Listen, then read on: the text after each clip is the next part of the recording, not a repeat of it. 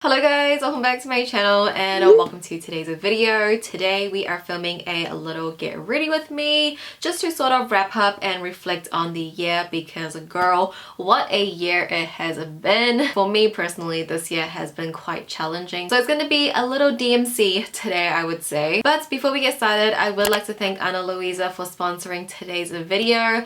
Ana Luisa is a sustainable jewelry brand based in New York and I've been working with them for the past few years now and I genuinely love their jewelry. I feel like I'm always wearing at least something from Ana Luisa. It's high quality jewelry at a great price point and currently they are having up to 35% off site-wide, so if you still have some holiday shopping to do, Ana Luisa will be the best place to get a meaningful gift for your loved ones. Definitely this year I have not fully converted to silver, but I'm a mix of a gold girl and a silver girl. Before I was only about gold jewelry only, but in 2023 I definitely have grown to like silver jewelry. It really just depends on my outfit, on my mood, and Ana Luisa will have a little bit of everything. So with that being said, I did pick up some new silver pieces. The first two are earrings and these both do come in gold, but again I've been really into silver jewelry lately, so I got them in the silver version. The first one is the Sia earring and it looks like a little paper clip, which I feel like is so cute, but I feel like from afar you can't really see that it's like a paper clip design. It kind of just looks like a mini hoop,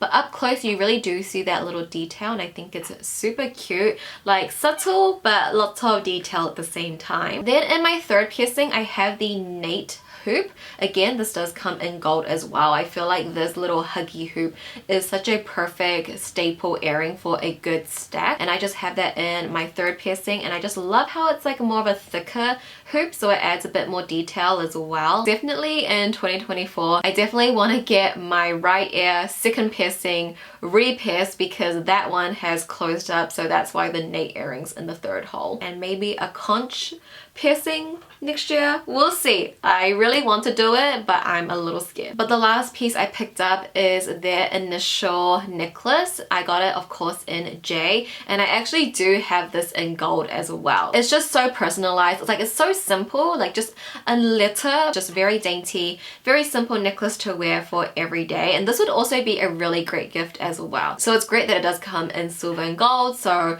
no matter who you're shopping for, it doesn't matter the hardware they like, you can get it for them. So those are my three new pieces that I got recently from Ana Luisa. I absolutely love them and I know you guys will love them too. So if you guys would like to shop Ana Luisa's holiday sale, I'm gonna have all the links in my description, and a big thank you to Ana Luisa for sponsoring today's video. Alright guys, let's get ready. How have you been? How has 2023 been? Because honestly this year, and I know we say this all the time and every year, but this year seriously felt the quickest.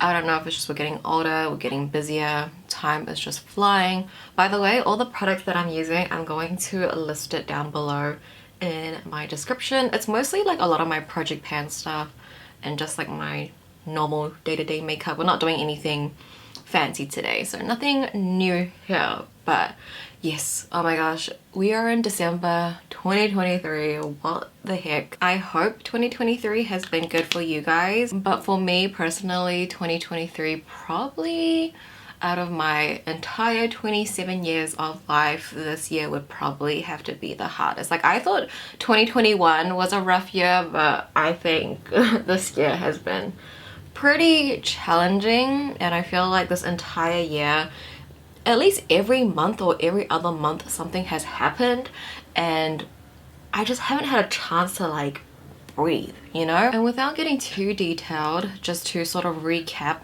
on the year, I feel like January, just to like start off 2023, was already, it was already so rough because we had a lot of cyclone warnings, and although it didn't affect where I was living, it did affect a lot of the coastal line in New Zealand, and just that time honestly, like it was kind of scary. But also during all of those warnings, Judy, my one-eyed cat, literally at that time we only had him for about like 4 months, 3 months. He went missing. He actually went missing for a week during that cyclone period where it was raining, it was so windy. I was out of my mind. Like, I literally lost it. You know, obviously, thankfully, you know, we got him back. He was literally just down the road. I don't want to go in detail on how he went missing, but he just managed to slip out of the door, because I don't really let Junie out. Everyone else I'm like okay with, but with Junie, I don't let him out. And ever since then, like, he's never outside. Like, I freak out anytime he just like shoots out the door. Like, I quickly grab him. Like, he's not allowed to leave my sight. I feel like a lot of my sadness does come from my cats, and that might sound wrong. I mean it in a sense of like, when something happens to them, I get very, very sad and very anxious. Like, that's probably one of the saddest things that could happen to me, is something bad happening to my cats. And I get that like some people probably won't understand. I 100% put my cats first over my needs. If it benefits them, if it makes them feel more comfortable, I'm gonna go that route. They're just my entire world. They're the whole reason why I work so hard, because, you know, feeding 5 cats, you know, it's not cheap to say the least. So when I talk about my cats, I don't know, like, sometimes I think maybe I am a little crazy cat lady, because I do talk to my cats and they are my children. So January, that whole thing happened, and with Junie, and then, you know, Junie just had also a rough year, which means I had a rough year as well, because I had to always take care of him. In April, we had to get his deformed eye removed, and he had that eye closed and stitched up. And that whole, you know, surgery time was so incredibly hard. His condition wasn't really that great at that time. Like, he had really deep breathing, and obviously to get stitches and an eye removed, it's a whole surgery, so they need to be sedated. We were gonna go through with the surgery, but the vet was like, you know, I don't feel comfortable sedating him because he might not make it through the surgery. And when a vet tells you that, like, your cat needs the surgery, but if we go through the surgery, he might not make it through. And, you know, obviously, thankfully, his surgery was successful, although I do have another story. But let's not skip too far ahead. We're still in April. As we're getting his eye removed, my family's bakery is ready to be opened. And if you are from an immigrant family that has had a family business your entire life, you are almost just like expected to go work. It's not even like forced to go. You're just like, you just have to be there. It's a weird situation. I feel like not every family can understand, but this is just the situation that it's been my entire life. I started working at the bakery when I was like, what, 10 or 11? And even though I have a full-time job where I earn a full-time income, you know, I feel like sometimes people still don't take me seriously. I think if I were to have a office job, and honestly probably earning less than what I get from YouTube, my parents, I don't even think they would have asked me to go help them with this bakery. You know, I don't think they would have asked me to leave that job to go help them. I don't know. That's what I personally feel like would happen. They know how busy I am and everything, but it's still like, you still just gotta go. And I think at that time with Junie's surgery, and I essentially had to open that cafe, because I'm front of house. My dad is back of house, so he handles all of that. But front of house, there's just so much to do. And I've been a manager before at a restaurant, but I think it's different when you're opening it from scratch. Like, you're learning as you go, you're making a lot of mistakes, and everything is falling on you. Like my YouTube job, if something goes wrong, it's all on me, because I run everything by myself. And it was like another thing that was like a pressure on me that I had to manage. So just opening that bakery was very difficult, and honestly it still is, because I'm still, you know, managing it. I have to go in part-time to help or work, and it's just, it is what it is, you know. Like, I can't really do anything. I almost have this guilt that even if I didn't go, I would feel bad, because I don't know, immigrant child trauma, is that a thing? I don't know. I feel like it probably is a thing, because and then in June, a day before my birthday, we get another cat. And when I say we, I don't even say me, okay? Like, these cats just come and find me, and you just gotta do what you gotta do. I had to take care of this cat, okay? So my niece found this stray, and that would make up 5 cats. I'm so happy to take on another cat, but I think with everything going on, it's a lot, you know, it's a lot to manage. And then we come into July, which July here in New Zealand, it is winter, and Judy got sick. So, you know, I was already so worried about Judy, and like, although he did recover well, you just can't help but worry about him. He got sick. Rocky also got sick, as in like, I think they just got the flu. But it made me really worried, you know, because Rocky, she's about 19, which is very, very old. I think in human age, that's like 90 years old. So she's an old lady. And then in September, I went on my solo trip. I kind of just wanted to do something for me. I feel like I take care of so many people. I just like needed something for me, you know. And even before leaving to Tokyo, a week before, you know, I had so much work to do. Then we had some family drama, so I knew when I came back from Japan there was a lot for me to sort out. And let's just say I feel like I thought the beginning of the year was crazy. From the day I landed back from Japan to today, so within the last 2 months, it's honestly been so crazy, just with the family business, and then with my project that's coming out next year. There was just a whole thing about that, which I'm still like about. But also Judy, again, I kept swelling up, and essentially, long story short, his eye kept swelling up and his eye actually opened, so the stitches came undone and you could see the little hole again. So we had to flush out all the gunk that was there that was swelling up, and we had to get it restitched. And me filming right now, he still has the stitches in. We're getting the stitches taken out tomorrow. And I don't know, like when I say it out loud, it doesn't really feel like, you know, it's a lot. Like there are bigger things going on in the world, which, you know, there really is. And that also makes me so sad as well. Like it's really hard to feel happy about anything. I guess I skipped over a little bit, but when I came back from Japan, so in November, mid-November, guess who found another stray cat and brought them home for me to take care of? So there was this cat literally on our road, and she was just like walking in circles, and Harry literally almost saw her get run over by a car because she was just like walking in circles. So we quickly already guessed that she's probably blind. She's a really old cat. She's blind. Her hair was so matted. Either she was abandoned or she got lost a really, really long time ago, but her condition wasn't good.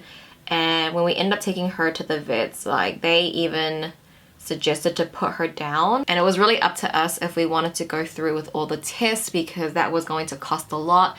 And I just said, let's just do the test, because even if she doesn't have a long to live, like let's just give her the best few weeks or few months. Like we don't know how much longer she has, because she had a wound underneath her chin that was either an infection or a tumor, but it probably was a tumor, but they didn't know what it was at the time. We paid the money and did the test, and all her levels came back wow. So we really did have hope, like maybe we can, you know, bring her back to full health and everything. When I lost hubby, it really did teach me a lot that things can go really bad overnight, instantly. They could look fine one day, but literally overnight they could be, you know, this could be their last day. And that essentially what had happened with Chips. And I don't want to cry because it's pretty recent, but she did pass. And it was very overnight, very drastic. And she is buried next to Tubby, which is nice. So they have each other, and she really was such a sweet girl, guys. And it was just so nice to have another girl in the house, because all my cats are boys besides Rocky, and it's a little too much. Like I said, if I'm gonna get another cat, it's gonna be a girl. Like it has to be a girl. I can't do boy cats anymore. I don't want to be a boy mom. So she was such a great addition to our family, and I really wish she was with us longer. She was only with us for I think like 2.5 weeks, almost 3 weeks. So it was a very short period, but it really didn't feel that short because she was just always there.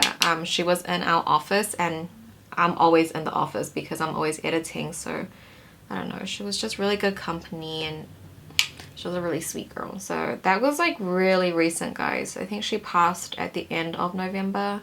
I'm filming this like on the 12th, 13th of November. I don't want to come off like I'm complaining, like, oh, here we go, another influencer, content creator complaining about her life. But I don't think making content or reviewing makeup online makes me anyone special. And I don't want to sound like too pessimistic, because I know that's not the vibe. People sometimes mix up pessimistic with being realistic. I would like to say I'm just a very realistic person. I don't live in Delulu. Nothing wrong with living in Delulu. I think sometimes we do need a little Delulu in our lives, but I'm a very realistic person, and going into 2024, I'm not gonna be like, it's a new year, good vibes, because a lot of the things that I struggled with this year, situational wise, all of that is gonna go with me into 2024. Nothing about that is really going to change, so I feel like my situation is still gonna be quite similar. It's gonna be like a little struggle bus, I feel. The day our family sells this damn bakery and cafe, I think I'll feel much better. And once this project comes out, which I'm literally so anxious about, I know you guys have no idea what I'm talking about, but it's coming soon.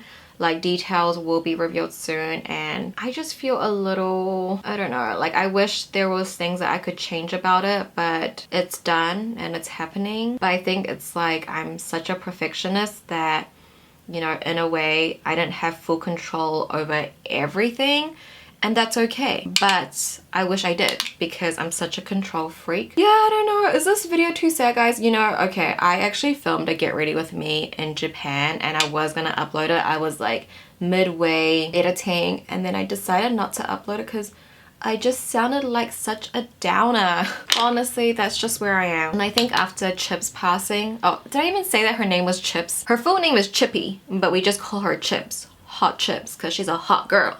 And we love hot chips. I think after Chips passed away, I was already kind of feeling like it's hard to be happy about really anything, because I feel like the moment I get happy, the moment I feel content, something goes wrong, and it does. Don't be like, you're manifesting it. No, I'm not even thinking that. I have not thought about that until recently, but every time I'm like, whew, I can breathe again. Whew, things are slowly getting back on track.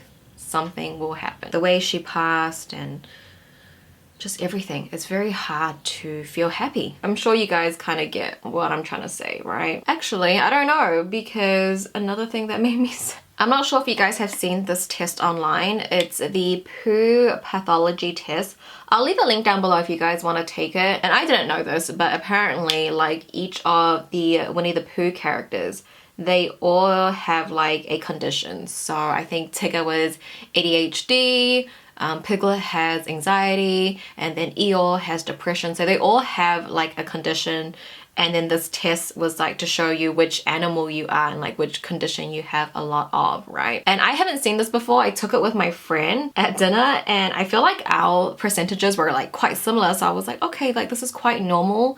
And I don't want to like self-diagnose, and this is just like a Winnie the Pooh test online. It's not something you should take so seriously, but you know, take it with a grain of salt, and I feel like it will tell you something, right? I don't want to say I have anxiety, because I don't want to like self-diagnose myself. It's something very serious, and I don't want to take it so lightly and be like, hee hee ha ha, I have anxiety like everyone else on the internet. You know, I was like, yeah, I do, but I don't think it's like that intense, you know? Like, doesn't everyone feel like this? I think all of mine is at least 30% over. Averagely, a lot of them is like 50% and over. And I think like over 50%, you know, say something. But I had one friend, literally, so many of them was like under 20%. It was like 11%, 14%. And I'm like, well, that makes me feel so crappy. Maybe I am a little crazy. Maybe that's why I talk to my cats.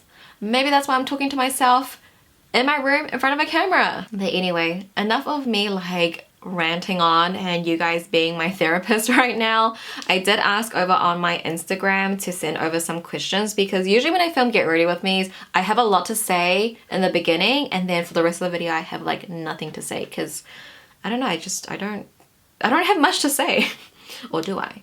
Because I feel like I've been talking a lot. Let's go. Something you're most proud of this year. I would say probably doing my solo trip. I think it was something that I've always wanted to do, and I can't believe that I actually did it. It's something that I feel like everyone says like, yeah, I want to do a solo trip, but it's like those things that you just don't act on. But I acted on it, and I did it for myself, and I had a lot of fun, and I loved it. So I did put on some lashes off camera. It's definitely been a while since I've worn falsies, but my lash lift is kind of falling. I'm getting it done this week. So just for now, I am wearing falsies. I've been loving these ones. It's from House of Lashes. It's macchiato. So it's a mix of brown and black lashes for more of a natural look, which I really like, and I really like the style of this. We're gonna move on to blush and we'll answer another question. This question I really like because I wanted to talk about this.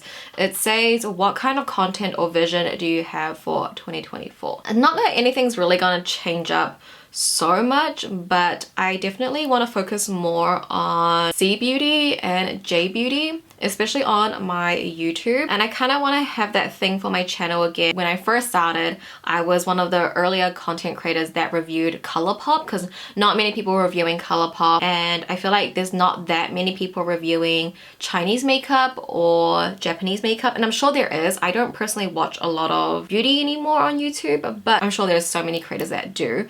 But I feel like it's not as common, you could say. And I feel like with K-beauty, there's just so many K-beauty reviewers and stuff. And I definitely will review more Korean makeup, but I think I really want to focus on Chinese makeup the most, then Japanese, and then K-beauty. And of course I will still be reviewing like Western brands as well, but personally for me, like Asian beauty brands, they just excite me more. I love the concepts and I feel like they suit my makeup style a lot better. I feel like a lot of the Western brands, it's more catering to that clean girl, you know, liquid products. You can see I'm not a liquid girl, I'm all matte, and I just feel like there's nothing really exciting for me in Western makeup. And I think you can tell when I'm not interested in a product when I'm reviewing it, like you probably can see it. But I do talk in a really monotone anyway, but I feel like maybe you could tell because, you know, I'm half Chinese and I'm very proud to be Chinese, and a lot of people have this misconception of like Chinese makeup being like dodgy or it's gonna break me out. Even my friend who's like, I feel like more Chinese than me, she's like scared to use Chinese makeup. I'm like, girl, no, you'll actually love it. So I kind of want to like beat that stereotype because it's just not right. It's not correct. And then also I want to continue doing a guide to blank. So I think I've only done one so far, or maybe two, but I can't remember the other brand. But I did a guide to Unleashia. So it's where I pretty much just like show you everything that they have and review every single product from that one brand. I'm currently working on one on ENQUIRIES.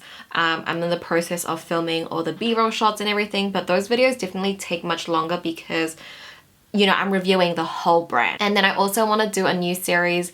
I'm gonna call it like the Battle of blank. So the one I'm working on right now is the Battle of toner pads. So I bought a bunch of toner pads to test and try out, and then I'm sort of gonna rank them. I guess I sort of did something similar where I did the jelly lips. I'll leave that video up here. A similar concept where I'm like ranking or trying a bunch of a certain type of product. Not necessarily like just one brand, but I think that's like more new content that I want to introduce into my channel, and I'm really excited to do so. Like I'm so excited. So this question says, is there something about yourself that you learned this year? So I don't think there's anything really new that I learned about myself. Like all of these things I've kind of known, but I think this year I really like cemented it. Like, yes, you are a workaholic.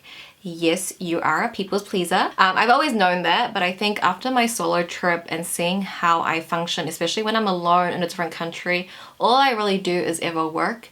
And I think from a third perspective, especially because this year I've grown very close to my niece and nephew. They essentially stay with me, so that's another set of responsibilities, like taking care of my niece and nephew. Like they're pretty much here, like my nephew's been here for a very long time. Obviously they do go home and everything, but they help me out at the shop. But the thing with my niece is that she really values quality time.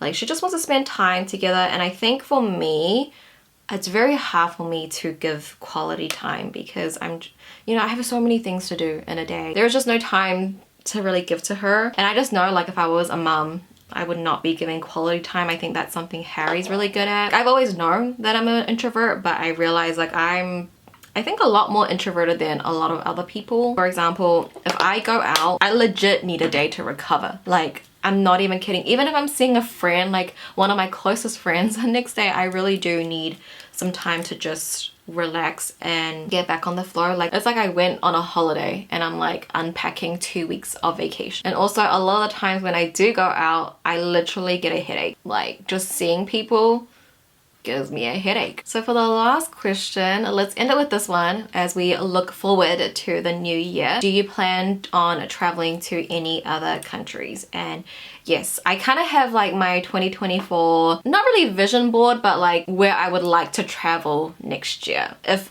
possible. If I can, if my cats are all good and healthy, if you know everything is stable at the bakery and I'm able to go, this is like my ideal traveling for next year. So in April I want to go Korea, so we would do Seoul, Busan and Jeju, and it would be really nice if Harry and I could go at the same time, but it is quite difficult with our schedule and everything. And if we do, I would love to just stop by Japan for like 3 days, because there are some things that I didn't get to do on my last trip, and because it's so close together, ideally, you know, ideally, but I really do want to go Korea. There's a lot of content I want to do there and just a lot of things. And then in June, it's my birthday, and I don't want to do such a big like overseas travel for my birthday because I want to be home with my cats on my birthday, but I want to go Melbourne, Australia just for like a weekend trip. That one could possibly be a solo trip, or I would be taking my niece with me. I really want to take her somewhere just to open her horizon. But my brother moved there recently and I have 2 friends that are moving there, so I probably would be able to see them and catch up with them. And then I want to go Thailand and Vietnam in November. I don't know if you guys have seen this like lantern festival all over your TikTok, but it's been all over mine, and it's like a bucket list. I literally think I will cry seeing all those lanterns in the air. Plus, I never been Thailand before, I don't think. I went Vietnam when I was young with family, but I don't really remember too much of it. Like, it's not like an adult trip, so I don't really count it. So hopefully, fingers crossed, I'm able to do it.